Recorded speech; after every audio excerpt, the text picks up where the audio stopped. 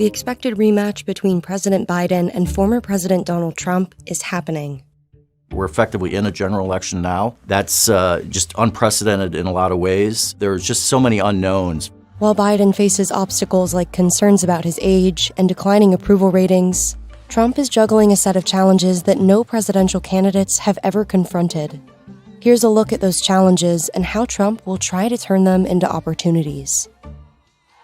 The 2024 election is gearing up to be a face-off between the oldest nominees in history. And it's going to be the first presidential rematch in the U.S. since 1956, when President Dwight Eisenhower faced and defeated Adlai Stevenson for the second time. The result was never in doubt. It was a landslide for the Eisenhower-Nixon ticket.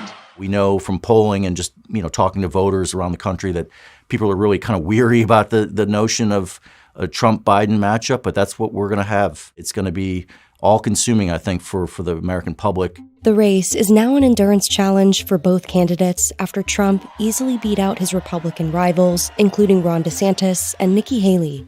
Donald Trump's strength really shows how much of a hold he has on the party's base, the core voters. They are willing to swing with his different positions on issues that aren't always aligned with a certain feeling that's been long baked into the Republican Party.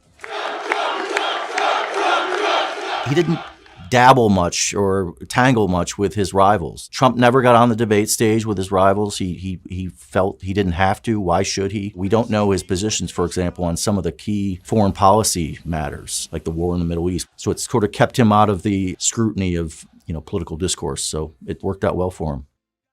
Trump's 2024 started off pretty busy, from campaign events to court hearings. I'm going to have to sit here for months on a trial. And sometimes those two things lined up on back-to-back days in very different locations. On February 14th, Trump spoke at a campaign rally in North Charleston, South Carolina. Well, thank you very much, South Carolina, and happy Valentine's Day, everybody. The next day, he was in New York for a hearing over his alleged role in a scheme to pay hush money to a porn star. I'll be here during the day and I'll be campaigning during the night. Trump has tried and has had some success so far marrying the two. Essentially, the campaign and the courtroom are the same. We've seen him when he goes to court, often speaking to reporters, making sure his voice is heard. It's election interference at the highest level. It's a disgrace. And kind of plowing ahead with his message that this is all designed to stop him politically.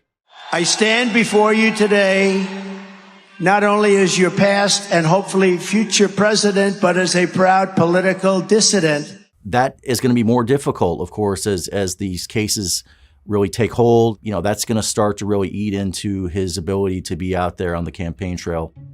The legal trials have also drained his political coffers.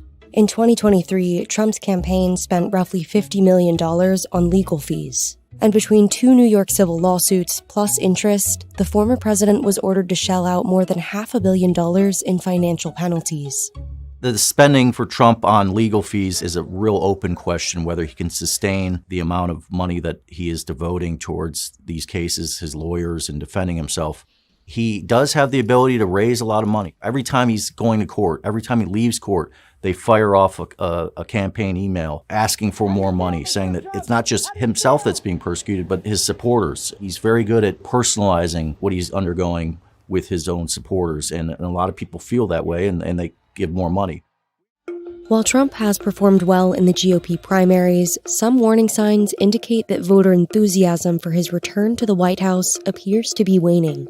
In early state elections in Iowa and New Hampshire, nearly half of primary voters didn't vote for Trump.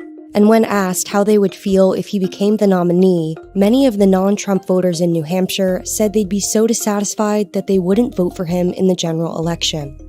Trump can't afford to lose too many Republican voters. He's trying to pull voters back into his fold and new voters by promising effectively a return to relative economic prosperity that marked his first term until COVID. The downside is that the economy is improving in a lot of ways for Joe Biden. We're going to see a lot of battles over who can sustain this growth that we're seeing.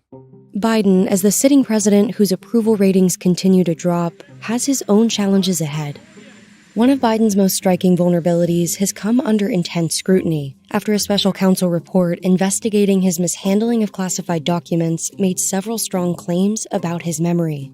Something the special counsel said in his report is that one of the reasons you were not charged is because, in his description, you are a well-meaning elderly man with a poor memory.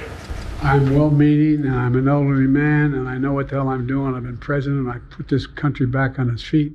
Age and mental acuity is one of the big issues facing Joe Biden and his attempts to win a second term.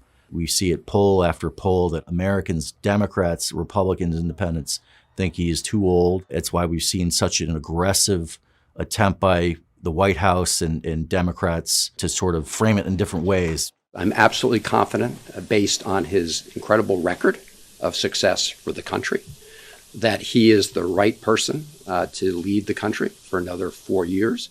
Age isn't the only concern. More than half of the country thinks Biden's policies during his presidency have hurt more than they've helped. The face-off between Trump and Biden will test the stamina of both candidates and the voters. Polling has shown that a majority of Americans think neither Biden nor Trump should run for president again in 2024. It's going to be a long, long slog, one that a lot of Americans just don't want to happen, but it's happening. It's going to be an unprecedented, wild ride to the finish here, and we're all going to be part of it, whether you want to or not.